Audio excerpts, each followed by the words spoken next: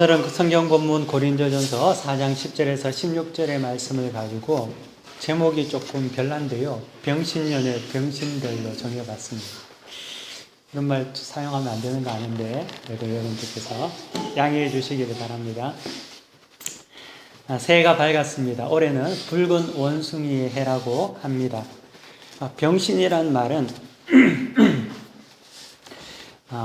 우리가 올해 병신년이라고 하는데 또 다른 말로 병신이라는 말은 한자어로 질병, 병, 또 몸신을 사용하여 신체적으로 온전하지 못한 자 또는 생각이 모자라거나 어리석은 자를 일컬을 때 쓰는 말이기도 합니다. 성도는 세상에서 병신이라는 취급을 받을 때가 있습니다. 왜냐하면 세상의 논리와 방법으로 살아가지 않기 때문입니다. 세상에서 즐길 수 있는 것, 먹을 수 있는 것, 재미 볼 수 있는 것, 악착같이 또 억척같이 움켜잡을 수 있는 것, 이 모든 것들을 예수님 한 분 때문에 내려놓고 살아가는 자들이기 때문에 그렇습니다. 그래서 세상에 보기에 정말 성도는 병신들이 될 수밖에 없습니다. 올해 병신년이라고 합니다. 예수 그리스도 때문에 여러분들이 병신들이 되기를 원합니다. 세상에는 몰인정한 부모들도 참 많지요. 아이가 건강한 몸을 가지고 태어나지 못하면 버리기도 하는 부모가 있습니다. 또 자기 자식임에도 불구하고 학대하며 자기 인생을 한탄하며 살아가는 비정한 부모들도 많이 있습니다. 하지만 대부분의 부모들은 그렇지가 않지요. 자식이 약하면 약할수록 아프면 아플수록 그 자식 곁을 떠나지 못해서 평생을 자식을 위해서 자기 자신의 삶 또한 포기하며 살아가는 부모들도 꽤 많이 있습니다. 제가 예전에 만났던 집사님 부부가 그러한 부부였습니다. 아이가 태어날 때 어려사고를 당했습니다. 뇌 손상을 입게 되어서 정상적으로 살 수 없는 몸이 되고 말았습니다.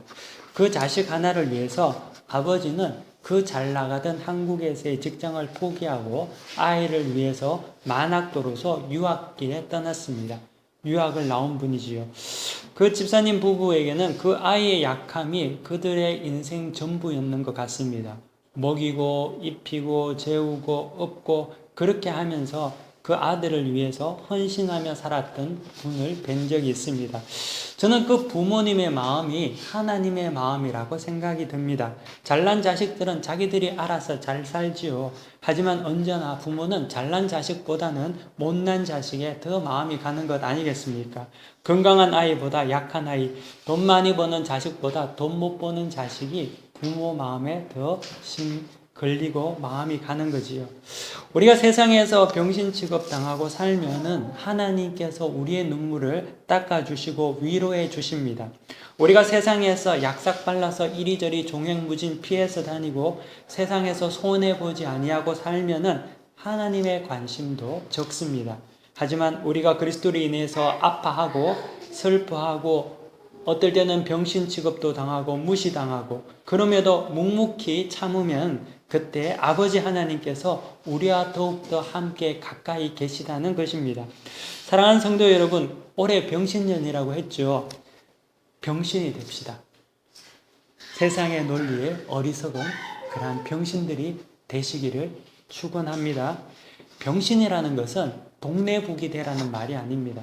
또는 아무에게나 호구가 되거나 핫바지가 되라는 말도 아닙니다. 세상의 논리에서 둔해지라는 말입니다. 의를 위해서 핍박을 감내할 수 있는 영적으로 강한 자가 되라는 것입니다. 병신들은 늘 웃습니다. 늘 웃지요. 남이 욕해도 웃고 때려도 웃습니다. 하지만 그 웃음이 아프지 않아서 웃는 것이 아닙니다. 속이 상하지 않아서 그렇기 때문에 웃는 것이 아니지요. 병신은 자기가 아픈 것이 남이 아픈 것보다 도리어 낫다고 생각하는 자들이기 때문에 그들은 웃는 것이지요. 그래서 병신입니다. 하지만 그 병신을 하나님께서 사랑하신다는 데 있습니다.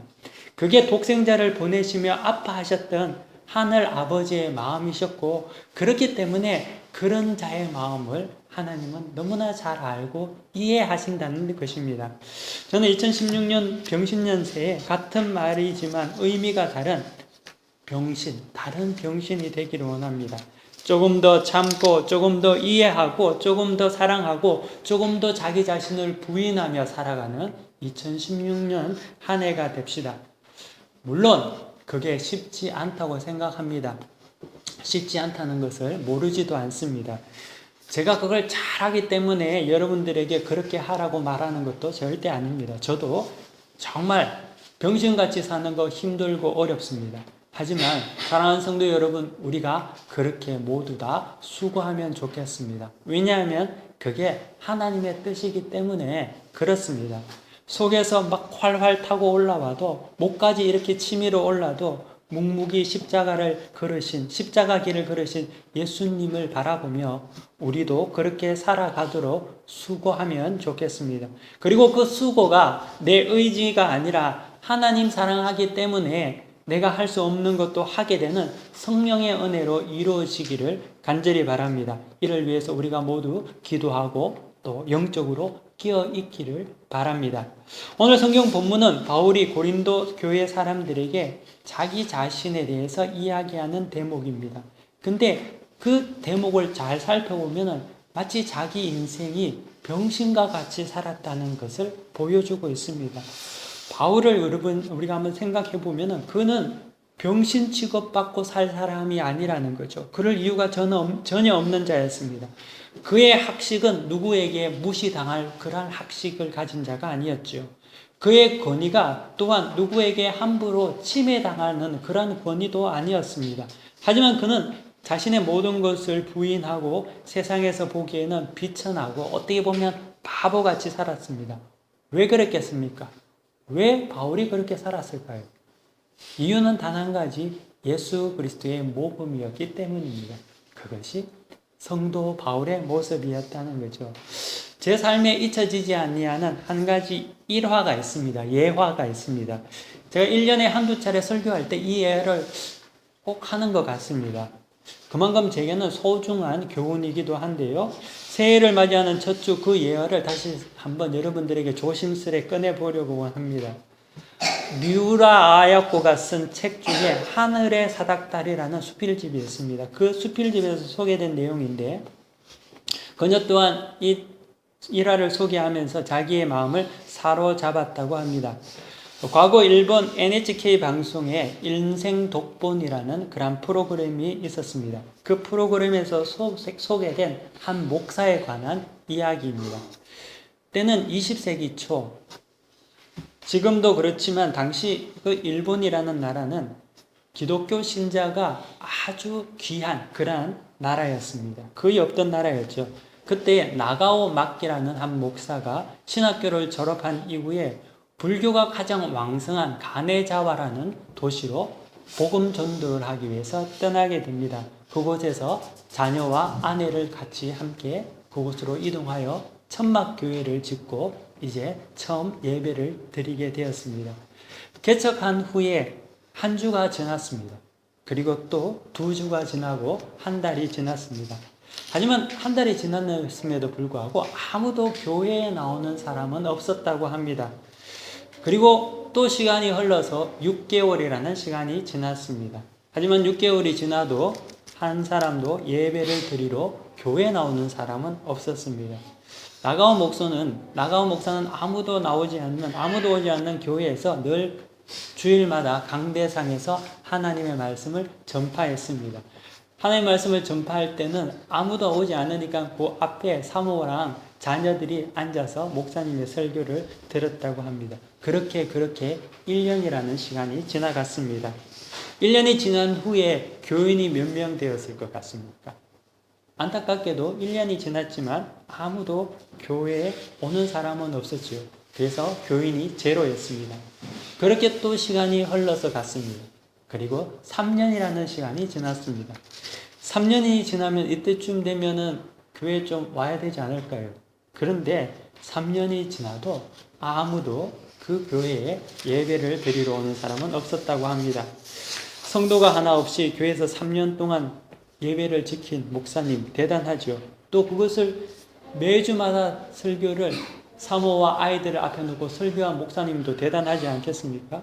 요즘 같으면 한 3년 정도 아무도 교회에 나오지 않으면 3년도 아니겠죠. 한 1년 정도 교회 예배에 아무도 안 나오면은 이 장소가 이게 개척할 터가 아닌갑다 하고 다들 옮기지 않겠습니까?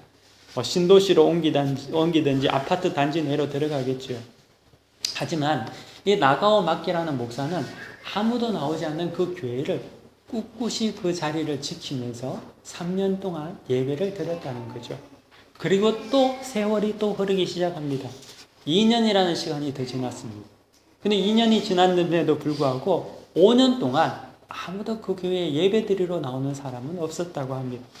5년이 지난 어느 날 주일입니다. 나가오 마키 목사가 똑같이 자녀와 사무를 앞에 두고 설교를 하고 있는데 그날 천막 예배당 그 뒤쪽에 문이 삐걱하며 열리면서 한 청년이 들어오는 것이 아닙니까? 나가오 목사는 5년 만에 첫 성도를, 신자를 교회에서 만난 것입니다. 얼마나 기뻤겠습니까? 그래서 그는 열정을 다해서 막 목이 타오를 정도로 하나님의 말씀을 전거했습니다. 그리고 난 이후에 예배를 마친 후 함께 그 청년과 자리를 대면해서 식사를 하며 교제를 하게 된 것입니다. 식사를 하기 위해서 밥을 이렇게 함께 가서 먹고 있는데 그 청년이 갑자기 밥을 먹다 말고 소리를 윽윽 하며 지르면서 밥상 앞에서 꼬꾸러지는 것이 아닙니까? 또 그러면서 입 안에서 피를 토하면서 쓰러집니다. 알고 보니까 그 청년은 폐결핵에 걸려서 온 사람이었던 것이죠. 이 청년은 어떤 사람이었냐면 그 당시에 서자로 태어나서 자신의 아버지에게 학대받고 버림받고 원망 가운데 인생을 살다가 예수님을 만난 그러한 청년이었습니다. 근데 예수님을 만나서 너무나 기쁘고 은혜를 입어서 결단하고 신학교를 들어갔는데 신학교에서 신학을 공부하다가 그곳에서 치명적인 그 당시에 결핵병에 걸리고 만 것이죠. 결핵에 걸리자 그에게 유일한 희망이었던 교회도 그를 버리기 시작합니다. 결핵에 걸린 사실을 알게 되자 교회에서는 그에게 종용하게 교회를 떠나기를 바랬다는 거죠. 그로 인해서 다시 버림받고 그로 비통함에 빠진 그 청년은 자살을 결심하게 됩니다. 그리고 자살을 실행하기 전에 마지막 찾아간 곳이 그 나가오 마키가 교회에 개척했던 그 가네자와 있는 교회를 갔다는 것이죠. 하지만 그 청년의 사정도 딱하긴 딱하지만 그 목사의 사정은 어떻겠습니까? 5년 동안 그렇게 기도하며 기다렸던 성도 하나가 왔는데 결핵 환자라는 거죠.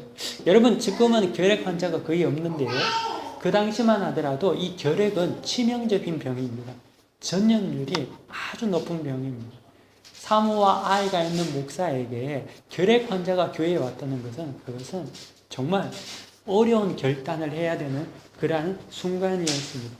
나가오 목사는 그때 하나님 앞에서 굉장히 원망을 했다고 합니다. 하나님, 제가 당신을 주를 위해서 이곳에서 5년 동안 하나님을 섬겼는데 기껏 온 한 사람이 결핵 환자라니요. 원망하는 마음이 그렇게 막 올라왔다는 거죠. 하지만 이내 그 마음을 고쳐먹고 나가오 목사는 그 청년이 쏟은 피를 다 걸레로 닦고 그 청년을 가족과 같이 받아주고 대했다고 합니다. 그 신학생은 그곳에서 신앙은 사랑이다라는 그러한 사실을 몸소 배우게 됩니다. 그리고 그 청년이 나중에 일본이 낳은 세계적인 기독교 거장 가가와 도요히코 목사가 됩니다. 이 가가와 도요히코 목사는 이후에 중국으로 건너가서 빈민 선교를 하는데요. 옛말에 우리말에 가난하면은 똥구멍 찢어지게 가난하다는 말이 있잖아요. 그 이유가 이 먹는 것이 불규칙적이고 영양분 흡수가 잘 안 되고 뭐 단백질이 잘 안 되면은 이 먹는 어떤 장의 문제로 말미암아 이 변비가 생기게 되는 거거든요. 근데 빈민촌에 있는 사람들은 먹을 것이 마땅치 않고 살다 보니까 이게 한번 잘못되어서 변비가 걸리면 정말 사경을 헤맬 정도로 그런 고통에 빠진다고 합니다. 근데 이 가가와 도요히코 목사가 그 빈민촌에 들어가서 그 거지들의 항문을 핥아서 똥을 녹여서 빼줄 정도로 그들을 섬겼던 사람이었습니다. 중국인들이 가가와 도요히코 목사에게 와서 이렇게 물었다고 합니다. 당신은 일본인으로서 어떻게 중국인인 우리에게 이런 일을 할 수 있습니까? 라고 이렇게 물으면 이 가가와 목사가 하는 말이 이랬다고 합니다. 저는 우리 선생님한테 배운 대로 합니다. 제 선생한테 배운 대로 합니다. 라고 했다는 거죠. 그는 자기 자신의 선생 나가오 마키 목사에게 배운 대로, 또 그 선생은 예수 그리스도께 배운, 그의 선생 예수 그리스도께 배운 그대로 한 것 아니겠습니까? 일본이 패망한 이후에 중국 본토에서는 일본인들이 쫓겨날 때 사람들이, 중국인들이 시퍼런 칼자루를 들고 닥치는 대로 일본인들을 해하려고 했습니다. 하지만 그 위험 속에서도 일본인들이 무사히 본국으로 송환될 수 있었던 이유는 당시 중국 총통 장개석이 포고문 1호를 발표하여 일본으로 돌아가는 모든 일본인들에게 위험한 재해를 가하거나 그들의 물자를 약탈하는 자를 극형에 처한다고 포고문을 선포했기 때문입니다.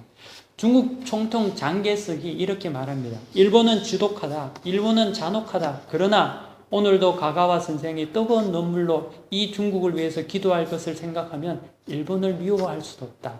라고 장개석 총통이 말했다고 합니다. 나가오 마키 목사, 그리고 가가와 도요이코 목사, 이 사람들 모두 병신같이 사는 사람들 아닙니까? 그들 또한 이 땅에 종과 같이 살다가 가신 주님의 모범을 따라 살아간 자들이었습니다. 오늘 본문의 바울 선배도 그런 자였습니다. 오늘 성경 본문을 여러분 한번 보십시오. 제가 한번 읽어보도록 하겠습니다. 10절부터 제가 읽어보도록 하겠습니다. 우리는 그리스도 때문에 어리석으나 너희는 그리스도 안에서 지혜롭고, 우리는 약하나 너희는 강하고, 너희는 존귀하나 우리는 비천하여 바로 이 시각까지 우리가 줄이고 목마르며 헐벗고 매맞으며 정처가 없고, 또 수고하여 친히 손으로 일하며 모욕을 당한 즉 축복하고, 박해를 받은 즉 참고, 비방을 받은 즉 번면하니 우리가 지금까지 세상에 더러운 것과 같이 만물의 찌꺼기같이 되었도다. 바울은 이렇게 말씀하고 있습니다. 여기서 쓰여진 더러운 것이라는 이 단어는 원어의 페리카타르마트라는 이 페리카타르마라는 원형 단수의 복수형으로 사용 문자인데요. 이 뜻은 쓸어 모은 것 또는 헹구어 낸 것, 주변에서 쓸어내버린 찌꺼기들을 말하고 있습니다. 그리고 또 청소를 하고 난 이후에 모아버리는 오물을 말하는 것이 이 말이라는 거죠. 더러운 것이란 의미입니다. 또 바울은 자신이 오물과 같이 세상에서 천대받고 버림받고 있음을 이 자신의 표현을 통해서 나타내고 있다는 거죠. 또 성경 본문에서 말하는 찌꺼기, 만물의 찌꺼기 같이 되었도다라고 할 때 이 찌꺼기라는 것을 제가 찾아보니까 이 단어 또한 페립세마라는 단어인데, 우리의 옷이나 물건에 붙어있는 이 먼지나 그런 묻은 때를 일컫는 말입니다. 그러니까 바울은 자기 자신이 세상의 오물과 같은, 그리고 때와 같은 그러한 존재임을 표현하고 있다는 거죠. 바울은 세상의 중심이 아니었습니다. 그는 세상에 귀한 것도 아니었습니다. 찬양의 대상도 아니었습니다. 존경의 대상도 아니었죠. 또 인정의 대상 또한 아니었습니다. 바울은 쉽게 말하면 어떻게 보면 병신 같은 자였습니다. 사람들은 예수 믿으면은 세상의 중심이 될 것이라고 생각하고 찬양받기를 원하고 존경의 중심이 되고 싶어 하지만, 사랑하는 여러분, 성도는 그렇지 않습니다. 예수 믿는다는 것은 세상의 변두리, 찬양의 변방, 존경의 중심이 아니라 무명이 되는 것입니다. 하지만 그 변방과 변두리와 무명에서 하나님의 은혜와 위로가 있기 때문에 하나님의 은혜로 살아가는 자입니다. 그리고 그곳이 하나님께서 그를 높여주시는 하나의 과도기적인 장소이기 때문에 그 또한 우리가 감사하게 받아들일 수 있다는 거죠. 세상에서 인정받지 못할지라도 하나님 앞에 인정받기 때문에 우리에게 기쁨이 가시지 않는 것이 성도의 삶이라는 거죠. 그렇기 때문에 기독교 신앙은 낮아짐이고 아래로이며 자기 부인이고 섬김이고 눈물이며 인내라는 것입니다. 권세자가 아니라 묵묵히 바보와 같이 병신과 같이 되는 것을 말합니다. 신약 성경을 제가 다시 한번 쭉 보니까 말이죠. 예수님을 만난 사람들 중에서 많은 이들이 병신인 것을 깨달았습니다. 쩔뚝발이, 간질 환자, 귀신 들린 자, 중풍병자, 유출병 환자, 문둥병 환자 모두가 그 당시에 그들은 병신들이었습니다. 정말 병신들이었습니다. 하지만 그들이 병신들이었기 때문에 예수님께 가까웠다는 거죠. 그들이 만약 우리같이 사지가 멀쩡하고 성하고 인기가 많고 바빴더라면 예수님 만날 기회가 별로 없었을 것입니다. 하지만 세상에서 만물의 찌꺼기와 같은 자들, 오물과 같은 자들, 그렇기 때문에 그들은 예수님이 필요한 것이었죠. 그래서 그들은 주님만을 고대했고 기대했고 심지어 뽕나무에 올라가서라도 주님 보고 싶어 했고 병신 꼴값 한다는 소리를 들으면서까지 자기 겉옷을 던져 벗어버리고 눈도 제대로 볼 수 못하면서도 안 보이는 눈으로 더듬거리며 예수님께 쫓아간 자들, 그들이 예수님을 만났던 자들이었다는 거죠. 그 병신들에게 주의 은혜가 임하고 하나님을 만나는 기회가 있었다는 겁니다. 사랑하는 성도 여러분, 병신 죄송합니다. 자꾸만 반복해서 이 소리 듣기 싫죠. 무시당하는 거 좋아하고 또 비천하게 여김받는 거 좋아하는 사람 세상에 아무도 없습니다.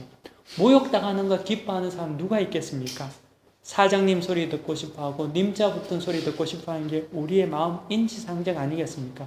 그런데 오늘 성경의 바울은 자기가 그렇게 병신같이 살면서도 하는 말이 16절에 보면 그러므로 내가 너에게 권하느니 너는 나를 본받는 자가 되라. 너희도 병신같이 살아라 라고 이야기하고 있다는 거죠. 왜요? 왜 바울은 자기를 본받으라고 이야기하겠습니까? 그것은 로마서 8장 18절에 보니까 그 이유가 분명히 적혀 있습니다. 로마서 8장 18절에 이렇게 바울은 이야기하고 있습니다. 생각하건대 현재의 고난은 장차 우리에게 나타날 영광과 비교할 수 없도다. 그것이 바울의 고백이고 우리의 고백이 되어야 될 줄 믿습니다. 생각하건대 현재의 고난은 장차 우리에게 나타날 영광과 비교할 수 없도다. 우리가 지금 행하는 모든, 우리가 손해보는 것, 우리가 바보같이 어떻게 보면 병신같이 주의 말씀에 따라서 낮아지는 것, 그것이 상급이 지금 우리가 당하는 그런 어떤 모욕보다 더 놀라운 영광과 은혜가 하나님께서 우리에게 주신다고 약속하기 때문입니다. 그렇습니다. 우리에게 장차 나타날 영광은 지금 이 순간의 고난이나 무시보다 더욱더 크고 비교할 수 없을 정도로 영예롭기 때문입니다. 그 영광과 영예를 믿음의 눈으로 여러분들이 보실 수 있기를 바랍니다.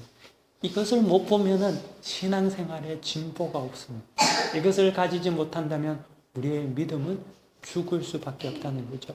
우리가 세상에서 악바리가 될 때 하나님의 의가 이루어지는 것이 아니라 우리가 세상에서 병신이 될 때만이 하나님의 의가 이루어집니다. 그리고 그때 진정한 하나님의 도우심이 임하게 된다는 거죠. 우리의 신앙의 선배들이 이렇게 살았습니다. 어떻게 보면은 예수 때문에 무시당하기도 하고 예수 때문에 원망을 받기도 하고 예수 때문에 비참한 죽음을 당하기도 했습니다. 하지만 어떻게 보면 그들은 세상의 병신들이었지만 동시에 그들은 그 병자가 나란히 병자를 서서 하나님과 동행하는 자들이었다는 거죠. 그 병신, 세상의 병신이 아니라 하나님과 나란히 걸어가는 그런 병신들이 되어야 될 줄 믿습니다. 병신년 새해 우리 모두에게 거룩한 하나님과 동행하는 병신의 역사들이 있기를 원합니다. 병신되지 않고 예수를 따르려고 여러분들이 했다면 새로운 마음을 고쳐 먹으시기 바랍니다. 그렇게 해서 예수님 못 따라갑니다. 새로운 마음을 고쳐 먹는 그런 새 한 해가 되기를 바랍니다. 그리고 성령께서 여러분들에게 거룩한 결단을 일어나게 하시고 그를 통해서 새해에 하나님과 동행하는 거룩한 병신의 역사가 여러분들에게 이루어지기를 간절히 축원합니다. 다 함께 기도하겠습니다. 거룩하신 주님 감사합니다. 이 시간 우리가 바울 사도의 자신의 모습을 보며 또 그의 삶을 본받아서 살아가기를 원합니다. 하나님 아버지, 우리가 세상에서 무시당하나 하나님께서 우리에게 예비하신 그 영광에 비교해 본다면 아무것도 아님을 고백합니다. 하나님 아버지, 우리는 여전히 우리의 자아가 강하고 또 우리는 세상에서 무시당하기 싫어하고 또 우리는 세상에서 존귀 여김을 받고 싶은 것 하나님도 잘 알고 계실 줄 압니다. 하지만 하나님, 우리에게 당신의 은혜를 베풀어 주시사 우리가 조금 더 세상적으로 어리석게 하게 하여 주시옵시고 하나님의 말씀에 지혜롭고 순종할 수 있는 자들이 될 수 있도록 축복하여 주옵소서. 그래서 하나님과 동행하는 병신의 역사가 이 병신년 새해에 우리에게 임하게 하여 주옵소서. 감사드리며 예수 그리스도의 이름으로 간절히 기도드립니다. 아멘. 다 함께 자리에서